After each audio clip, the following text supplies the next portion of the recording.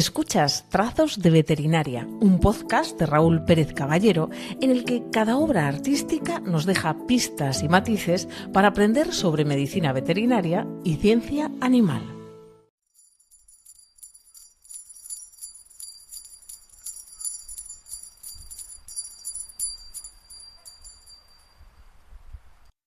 Seguramente conoceréis el nombre de Balto por una maravillosa película de animación de los años 90, titulada Balto, la leyenda del perro esquimal. Esta película se estrenó en 1995, justo 7 décadas después de la historia que en ella se narra, bajo la dirección de Simon Wells y la producción ejecutiva de Steven Spielberg. La ambientación de este largometraje cuenta a su vez con la fabulosa música compuesta por el legendario James Horner, que ya compuso para películas como Titanic y Avatar, y quien aportó ese tono heroico y emotivo tan característico de esta película.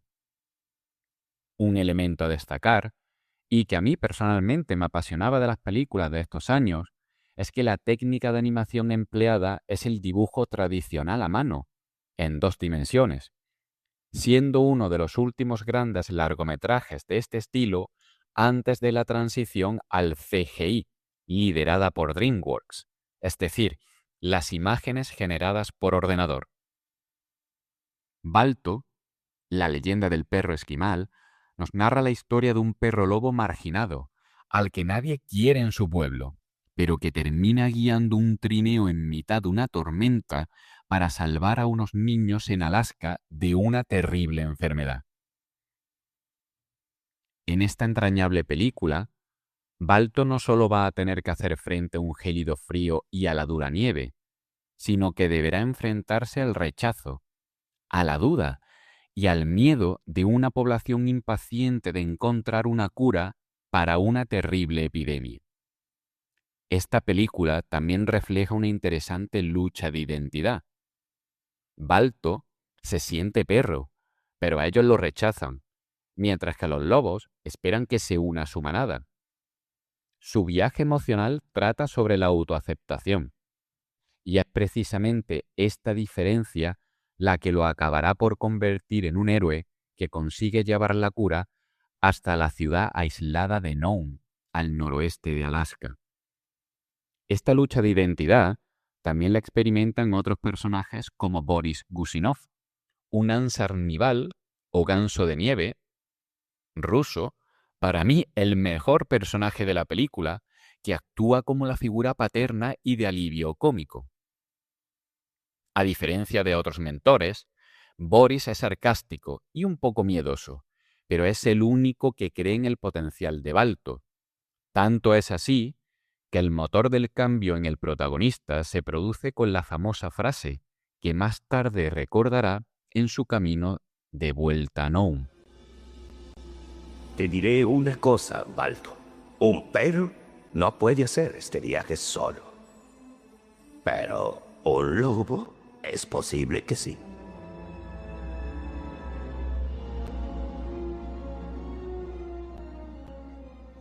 Y por otro lado, la divertida pareja de hermanos Mac y Lack, osos polares que son el tierno corazón de la película y que representan la inocencia y la lealtad absoluta.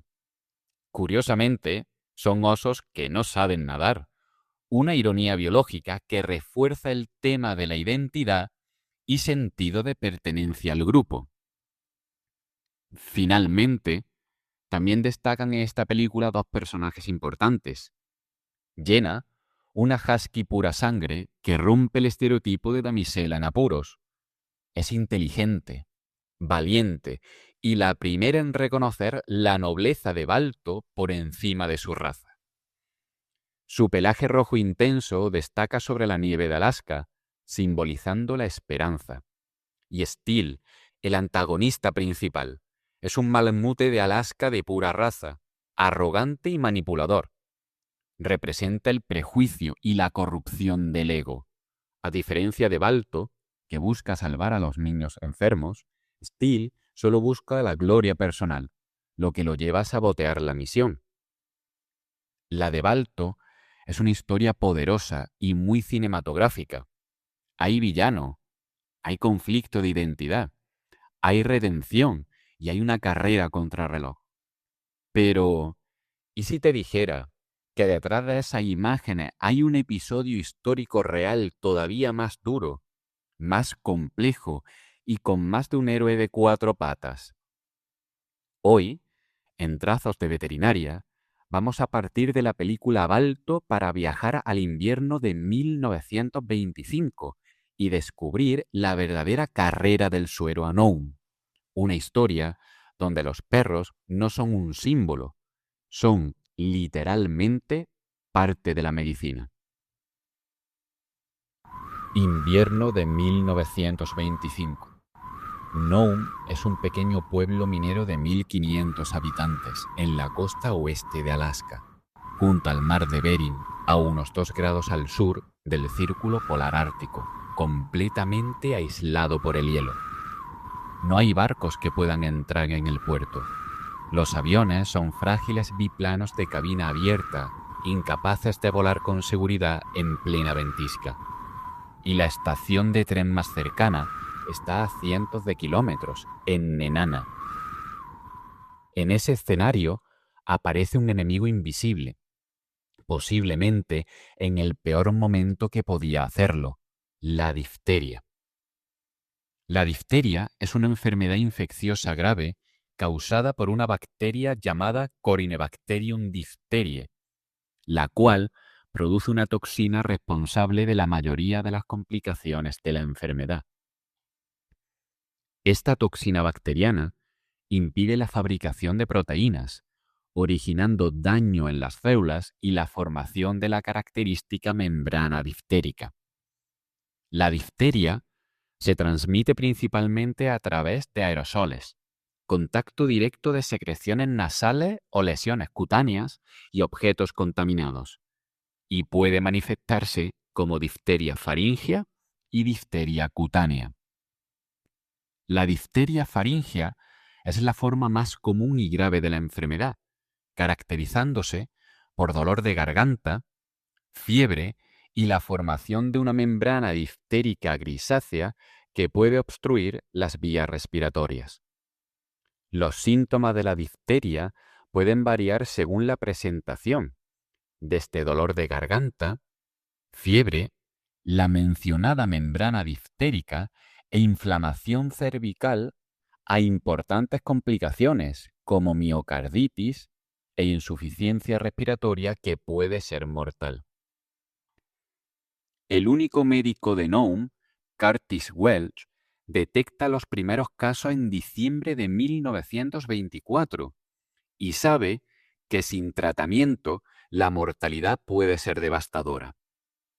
A mediados de enero de 1925 comenzó la epidemia por todo el pueblo de Nome, y el problema es que el pequeño hospital solo disponía de antitoxina caducada, aunque varios meses antes se había pedido más antitoxina diftérica.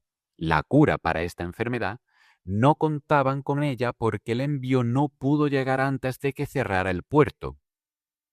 El gélido invierno había cortado todas las rutas habituales de suministro. Ante la inminente epidemia, el Consejo Municipal decretó la cuarentena. Sin la antitoxina, se esperaba que la tasa de mortalidad llegara al 100% de la población.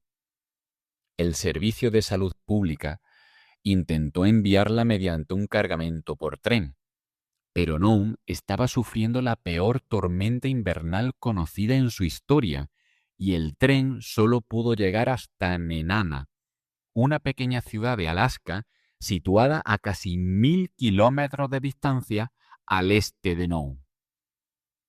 Desesperado, el 22 de enero, Welch envió un telegrama al gobernador Baum en Juneau, pidiendo ayuda urgente.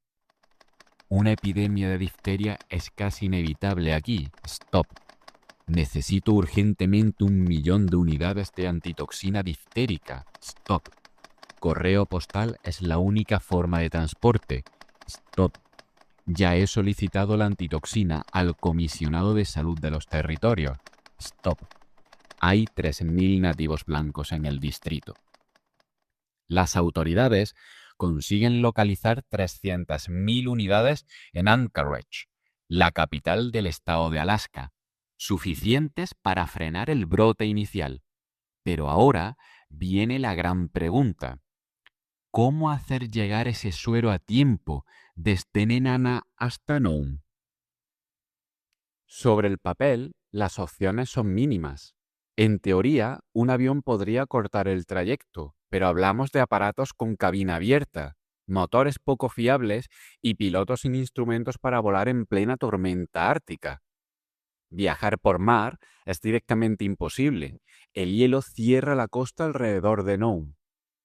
La alternativa realista está ya en la vida cotidiana de Alaska, los trineos tirados por perros. Es el sistema habitual para el correo y el transporte local, pero lo que normalmente tardaría casi un mes en hacerse, ahora debe lograrse en unos 5 días, si se quiere evitar una catástrofe entre los niños de la región. Las autoridades, muchos locales y comunidades indígenas diseñan una auténtica carrera de relevos. Unos 20 conductores de trineo y más de 150 perros se reparten el trayecto desde Nenana hasta Nome, con relevos de alrededor de 30 a 50 kilómetros. El suero viaja protegido en un cilindro metálico para evitar que se congele o se deteriore con los golpes. El 27 de enero de 1925, el cilindro sale de Nenana.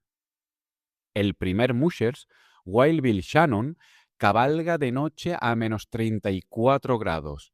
Desarrolla hipotermia y congelación en el rostro y las manos, pero entrega el suero al siguiente equipo. Y así, a lo largo de más de 900 kilómetros, la vida de decenas de niños depende de una cadena ininterrumpida de perros y personas. En esa cadena de relevos hay un equipo que asume un papel descomunal, el del musher noruego Leonard Sepala y su perro guía Togo, un husky siberiano de 12 años. Sepala ya es conocido como uno de los mejores mushers de Alaska y se ofrece a realizar el tramo más largo y arriesgado, un trayecto de ida y vuelta entre Nome y Nulato. Mientras otros equipos cubren distancias relativamente cortas, Sepala recorre alrededor de 240 kilómetros desde Nome para encontrarse con el suero. Lo recibe y luego completa el tramo individual más largo del relevo, unos 90 kilómetros, siempre con Togo liderando el tiro. En plena ventisca, Sepala toma una decisión extrema: cruzar el Norton Sound, un amplio brazo de mar helado por el que podía ahorrar un día de viaje. La superficie es inestable, puede abrirse en placas que separan y arrastran a perros y humanos hacia el agua helada. La visibilidad es casi nula, y Togo debe detectar, a ciegas, grietas, hielo fino y la ruta más segura. Según las reconstrucciones históricas, Sepala decidió enfrentar la tormenta y atravesó el Norton Sound. Togo guió a su equipo a través de la oscuridad, llegando a la estación de Isaacs Point, donde el equipo apenas tuvo tiempo para descansar y partió a las 2 de la mañana en el punto más álgido de la tormenta, para continuar su camino de vuelta a casa.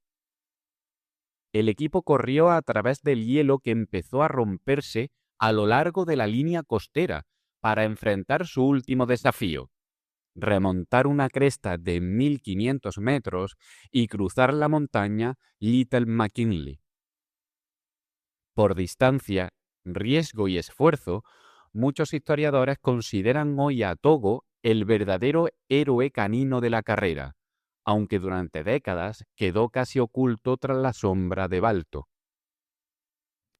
Tras el tramo que cubre Sepala y otros relevos intermedios, el cilindro con el suero llega al equipo que lidera el musher Gunnar Kassen y su perro guía Balto. En principio, Balto era un perro más del plantel de Sepala, considerado robusto y resistente, pero no especialmente brillante para liderar. Sin embargo, en ese momento crucial, Kassen decide ponerlo en cabeza. El último tramo, desde la zona de Bluff hasta Nome, se desarrolla en plena ventisca. Por momentos, Cassen no puede ver ni siquiera a los perros delanteros, y depende completamente del olfato y del instinto de Balto para mantenerse en el sendero, distinguir el camino de las cornisas y no perder la ruta en la noche. En un punto del trayecto, una ráfaga de viento tumba el trineo. El cilindro con el suero sale despedido y desaparece bajo la nieve. Cassen, con las manos descubiertas, tiene que palpar a ciegas en medio del frío extremo hasta encontrarlo. Perder ese cilindro significaría una sentencia de muerte para muchos niños en Nome. Más adelante, sobre el río Tokok, Balto se detiene en seco y se niega a avanzar. Cuando Cassen se acerca, comprende por qué. El hielo bajo las patas de nuestro perro guía está a punto de romperse. Un paso más y el equipo podría haber caído al agua helada. Esa negativa, ese no quiero seguir, los salva probablemente a todos. Finalmente, en la madrugada del 2 de febrero de 1925, Balto guía el trineo de Cassen hasta Nome. El suero se entrega al hospital y con él comienza el tratamiento que permitirá tener la epidemia de difteria bajo control. De vuelta al campamento, Cassen abraza a Balto y pronuncia una frase que se ha hecho legendaria: perro condenadamente bueno. Hasta aquí, la historia real. Una cadena de relevos, unos 20 mushers, más de 150 perros, el tramo imposible de Togo y Sepala y el último tramo victorioso de Balto y Cassen. Pero lo que llega al gran público no es una epopeya coral, sino un héroe con nombre propio. Los periódicos de la época se enamoran del perro que entra en Nome con el suero. Balto se convierte en símbolo de la hazaña. Recorre Estados Unidos de gira, aparece en espectáculos y en 1925 se levanta en Central Park, en la ciudad de Nueva York, una estatua de bronce con su nombre y 3 palabras grabadas: resistencia, fidelidad, inteligencia. Mientras tanto, Togo y Sepala reciben mucho menos reconocimiento. El propio Sepala queda amargado por el reparto desigual del protagonismo. No será hasta muchas décadas después cuando se reivindique el papel de Togo y se convierta también en protagonista de su propia película. Ya en 1995, la animación da un paso más. La película Balto toma ese perro histórico y lo transforma en un personaje de ficción. Lo convierte en un híbrido de lobo y perro marginado, exagera la soledad de su viaje y reduce la historia a un único héroe. Es una decisión artística poderosa, pero también una simplificación extrema de lo que ocurrió en 1925. La realidad que hemos recorrido hoy es distinta. Balto no corrió solo, ni mucho menos. Formaba parte de una cadena de unos 20 mushers y más de 150 perros, y el tramo más largo y peligroso lo hizo otro perro guía, Togo, junto al musher Leonard Sepala, cruzando hielo marino que podía romperse bajo sus patas en cualquier momento. En pantalla, Togo apenas aparece o directamente no existe. En la historia real, su hazaña fue tan impresionante que muchos historiadores lo consideran el verdadero héroe canino de la carrera. Pero fue Balto quien lideró el tramo final hasta Nome, y eso, el último fotograma de la historia, es lo que atrapó a la prensa y al público. A nivel artístico, la película hace lo que Hollywood hace muy bien: condensa una epopeya colectiva en un solo rostro, en un solo cuerpo, en un solo perro. Simplifica, exagera, pule aristas y en el camino borra a muchos otros protagonistas, humanos y animales, que también formaron parte de este acto de salud pública extremo. Hoy, un siglo después de la carrera del suero, Balto y Togo viven en varios planos a la vez. Balto es una estatua en Central Park, un cuerpo disecado en el Museo de Historia Natural de Cleveland, un personaje de película y desde hace poco también una secuencia de ADN. Su genoma, extraído de su piel conservada, se ha estudiado para entender mejor la genética de los perros de trabajo. Ese análisis genómico ha revelado que Balto no era el husky siberiano puro que solemos imaginar, sino un perro de trineo con mezcla, emparentado con otros linajes árticos y con una diversidad genética relativamente alta. En otras palabras, su fuerza y su resistencia quizá estén ligadas precisamente a no ser un animal de pedigrí cerrado, sino un mestizo muy bien adaptado al medio. Pero más allá de la genética y de las películas, la carrera del suero es una historia de salud pública. Un brote de difteria que golpea especialmente a la población indígena y a los niños. Un médico con recursos limitados y una comunidad que decide apostar por los perros cuando la tecnología humana no basta. Perros como Balto y Togo pasan de ser herramientas de transporte a convertirse en auténticos aliados terapéuticos. Si algo muestra este episodio es cómo el arte y el cine pueden ser una excelente puerta de entrada a la historia, siempre que después nos atrevamos a mirar más allá del mito. Detrás del Balto de animación hay docenas de perros exhaustos con las patas congeladas, mushers arriesgando la vida, decisiones sanitarias discutibles y una alianza entre humanos y animales que en el invierno de 1925 literalmente salvó vidas. Quizá la próxima vez que veas la película Balto o pases junto a su estatua, te acuerdes también de Togo, de Sepala, de los niños inuit enfermos y de todos esos perros sin nombre, y puedas ver en la silueta de un perro de bronce no solo un héroe de cuento, sino un capítulo fascinante de la historia de la medicina, escrito con huellas sobre la nieve.